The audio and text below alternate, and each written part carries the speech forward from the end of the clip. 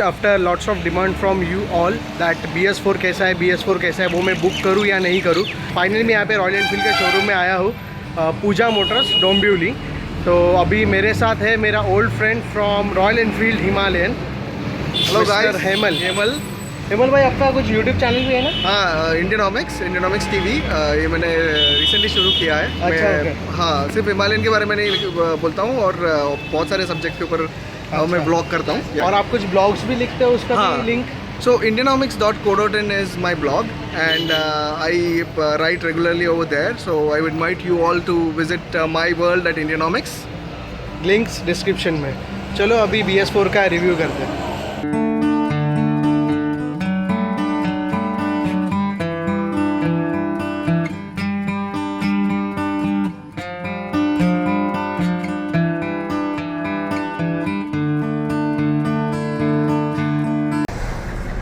Okay guys, so finally BS4 Royal Enfield Himalayan.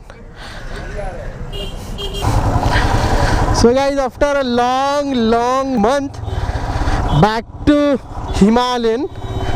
अच्छा, ये black किया है, इसका कलर निकल जाता था तो ब्लैक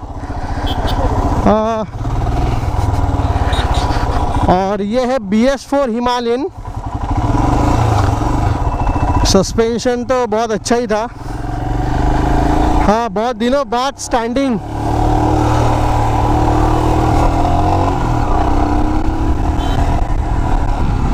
गाइस, गाड़ी बहुत ज़्यादा स्मूथ लग रही है from older Himalayan BS3।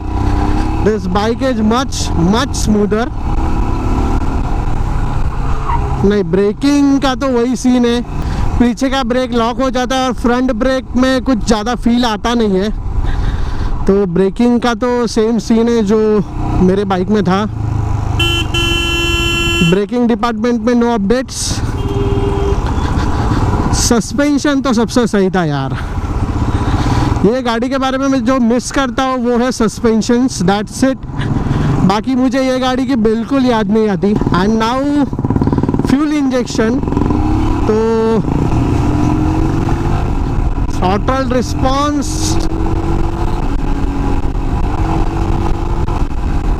nice.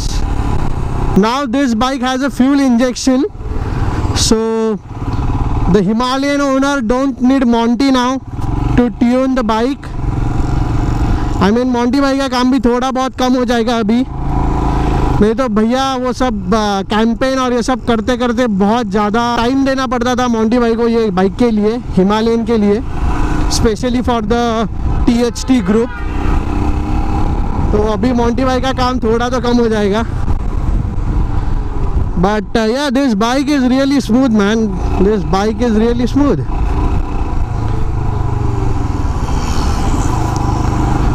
और क्या क्या चेंज किया है, बाकी कुछ आहो लगा दिया, ये तो है नहीं।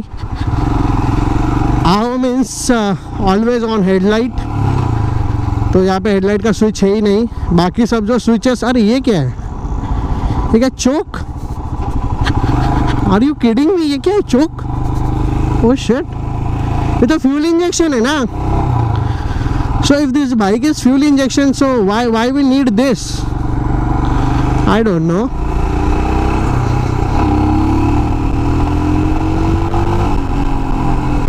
नाइस, 6000 RPM पे ऐसे ही चला जाता है गाड़ी। That means this bike has lots of top and.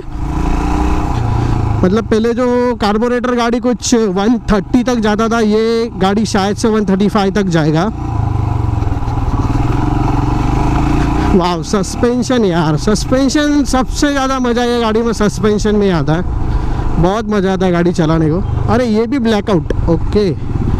रुको एक सेकंड, पहले अपन गाड़ी रोक के ना पूरा देख लेते। Just wait, we will stand over here and let's see what exactly the changes are. Okay, so the first thing, ये ब्लैकआउट है, ये ब्लैक है, ये ब्लैक है और ये वाला ब्लैक है। बिकॉज उसका कलर निकल जाता था तो उन्होंने उसे चेंज कर दिया।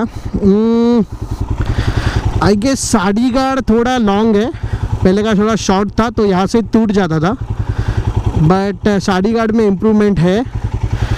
उसके बाद इसका फायरिंग भी थोड़ा मेरे को अलग लग रहा है। The biggest difference is in here. अभी यहाँ पे कुछ भी कार्बोरेटर नहीं है जिसे ट्यून करना पड़े, तो फ्यूल इंजेक्शन है। ये कुछ सेंसर्स है फ्यूल इंजेक्शंस के, और बाकी सब तो ऑलमोस्ट सेम ही लग रहा है मुझे जो मेरे गाड़ी में था। ये जो ब्रेक का सिलेंडर ऐसे जो प्रोटेक्शन है वो नहीं दिया अभी भी, कॉज ये ख़राब हो जाता है जल्दी। मेरे मुंबई टू कन्याकुमारी राइड पे ये सिलेंडर ख़राब हो गया था, दैट्स वाई मेरा पीछे का विदाउट ब्रेक में आया था फ्रॉम ऊटी टू मुंबई। तो यहाँ पे जो प्रोटेक्शन लोग लगाते हैं कॉन्टिनेंटल जीटी का, वो देना चाहिए था उन्होंने already. Let's hear the sound. बहुत ही अलग साउंड है, एक स्वीट साउंड है, smooth. So guys, I like the bike. First time when I bought this Himalayan, I was really happy with the sitting comfort and overall ride quality, and that is the same case with this bike, but with a little bit of an improvement. Now अगर अपन quality के बारे में देखें तो guys पहले किसी को तो लंबा जाके आने दो। ब्रेकिंग भी थोड़ा बहुत कॉम्प्रोमाइज़ है, एटलीस्ट ABS तो अभी तो इंक्लूड करना चाहिए था यार। 2 लाख का गाड़ी है, ABS तो देना बहुत ज़्यादा ज़रूरी था, बट उन्होंने वो भी इंक्लूड नहीं किया है। पता नहीं रॉयल एनफील्ड क्या कर रहा है, बट ABS नहीं है, ऊपर से गाड़ी भागता भी नहीं है, और जो लाइट्स है वो भी नॉर्मल लाइट है, LED या फिर प्रोजेक्टर ऐसे कुछ नहीं है, लिक्विड कूलिंग नहीं है, ऑयल कूलर ही है। तो 2 लाख रुपए कुछ मतलब हजम नहीं होते। खाली सस्पेंशन एंड राइड क्वालिटी के लिए 2 लाख देना मुझे तो कुछ हजम नहीं होता। Just wait, don't buy this bike, just wait for some time. कोई लोगों को लेने दो ये गाड़ी, मतलब एटलीस्ट जो मेरे सब्सक्राइबर हैं उनको मैं बोलूँगा कि गाइस थोड़ा वेट कर लो।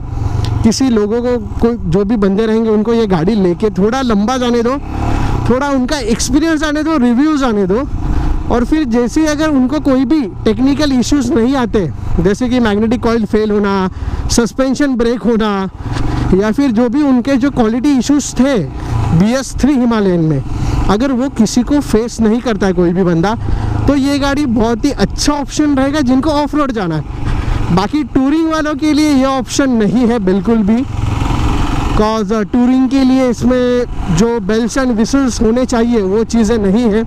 For touring you need a liquid cool, for touring you need a ABS, for touring you need a good headlight. तो ये सब नहीं है गाड़ी में। सो ठीक है, जिनको सिर्फ ऑफ रोड जाना है उनके लिए बहुत अच्छी गाड़ी है। तो मेरा तो रिव्यू यही रहेगा। गाड़ी तो अच्छा है, सस्पेंशन और इसमें बहुत सही है गाड़ी, खड्डा खुड्डा में चलाने में मज़ा आती है। और अगर लेना है तो थोड़ा वेट कर लो, रिव्यूज़ आने दो, और उसके बाद ये बाइक आप परचेस कर सकते हो डेफिनेटली। तो गाइज यहीं पे शायद से मैं वीडियो ख़त्म कर दूंगा, क्योंकि मुझे किधर जाना है, नवी मुंबई साइड।